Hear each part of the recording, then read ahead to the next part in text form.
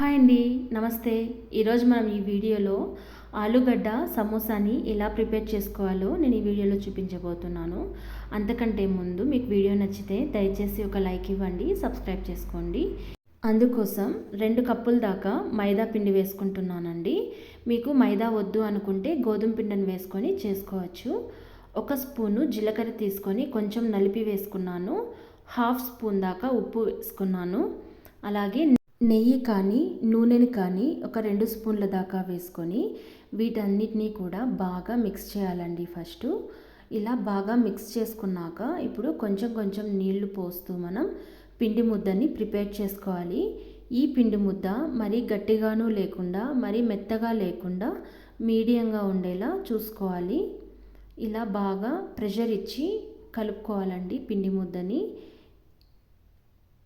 ఇలా కలుపుకున్న ఈ పిండి ముద్ద మీద మూత పెట్టుకొని మనం ఒక 15 నిమిషాల పాటు నాననివ్వాలి. ఇప్పుడు స్టఫింగ్ కోసం 1 స్పూను జీలకర్ర, 5 వెల్లుల్లి, 4 పచ్చిమిర్చిని కట్ చేసి వేసుకుంటున్నాను. కొంచెం కొత్తిమీరను కూడా కట్ చేసి వేస్తున్నానండి. వీటన్నిటిని కూడా కొంచెం కోర్స్గా గ్రైండ్ చేసుకోవాలి.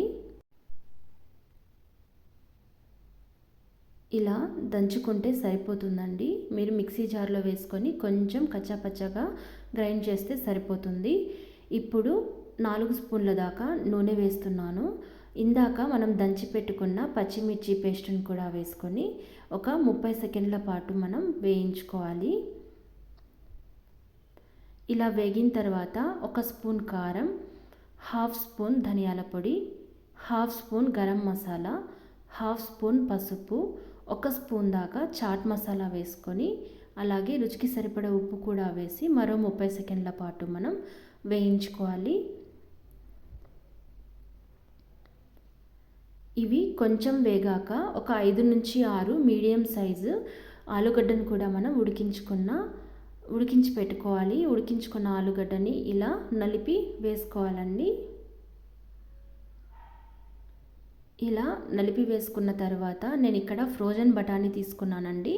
మీరు బఠానీని ఉడికించైనా కూడా వేసుకోవచ్చు. వీటన్నిటినీ కూడా బాగా మిక్స్ అయ్యేలాగా కలపాలి. ఇలా కలిపిన తర్వాత మూత పెట్టి 2 నిమిషాలు లో ఫ్లేమ్లో మనం ఫ్రై అవ్వనివ్వాలి. ఇప్పుడు 2 నిమిషాల తర్వాత చూస్తే బాగా ఫ్రై అయిందండి. ఇప్పుడు కొత్తిమీరను కొంచెం చల్లుకొని మనం బాగా మిక్స్ చేసుకొని పక్కకి దించేసుకోవాలి. ఇది కంప్లీట్గా చల్లారనివ్వాలి.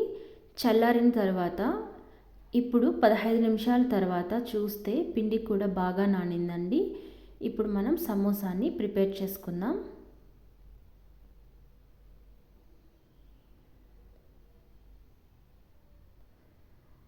ఇప్పుడు పిండిని ఒక చిన్న ముద్దని తీసుకోవాలి. ఇలా తీసుకున్న ఈ పిండి ముద్దకి మనం కొంచెం మైదాని అప్లై చేసుకొని ప్రెస్ చేయాలి. నేను పైన చూపిస్తున్న విధంగా ప్రెస్ చేసుకోవాలండి. మనం ప్రెస్ చేసిన తర్వాత ఇది మరీ తిక్కుగాను ఉండకూడదు, మరీ పల్చగాను లేకుండా కొంచెం మందంగా ఉండేలా చూసుకోవాలండి. మరీ మందంగా ఉండకూడదు, కొంచెం మందంగా ఉంటే సరిపోతుంది. నేను ఇక్కడ మీడియం సైజ్ సమోసాని చేస్తున్నానండి.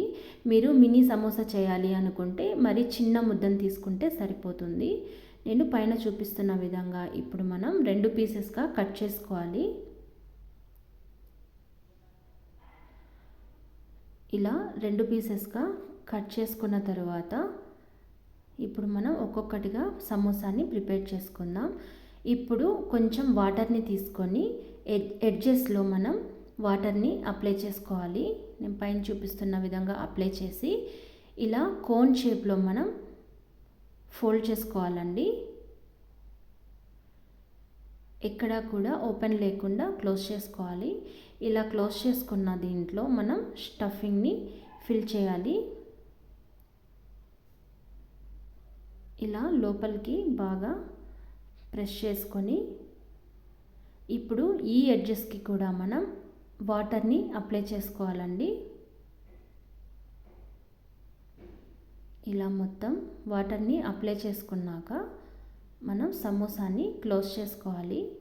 నేను పైన చూపిస్తున్న విధంగా చేసుకోవాలి.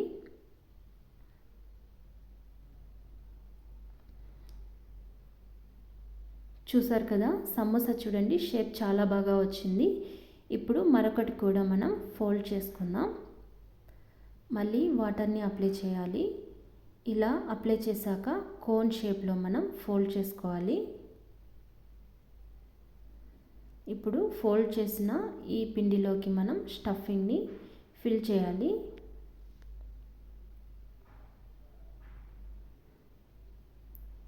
ఇలా స్టఫింగ్ని ఫిల్ చేసి మళ్ళీ ఎడ్జెస్లో కొంచెం వాటర్ని అప్లై చేసి సమోసాని క్లోజ్ చేసుకోవాలండి.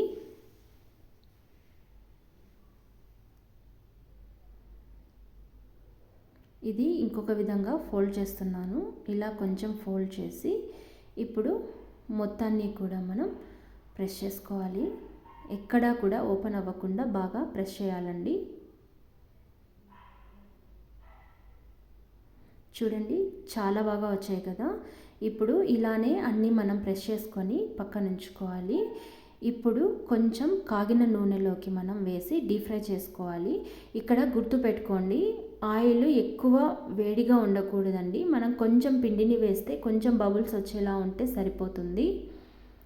ఈ సమోసాని ఎప్పుడూ కూడా మనం లో ఫ్లేమ్లోనే ఫ్రై చేయాలండి. మీడియం ఫ్లేమ్లో కానీ హై ఫ్లేమ్లో కానీ ఫ్రై చేయకండి.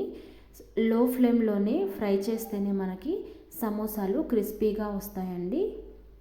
ఇలా బాగా కలర్ వచ్చేంత వరకు మనం వీటిని ఫ్రై చేసుకున్నాక ఇప్పుడు ఒక ప్లేట్లోకి పక్కకు తీసేసుకుందాం. ఇలానే అన్ని సమోసాలని కూడా ఫ్రై చేసుకుంటే సరిపోతుందండి. ఇది చాలా సింపుల్ రెసిపీ, చాలా క్విక్గా ప్రిపేర్ చేసేసుకోవచ్చండి.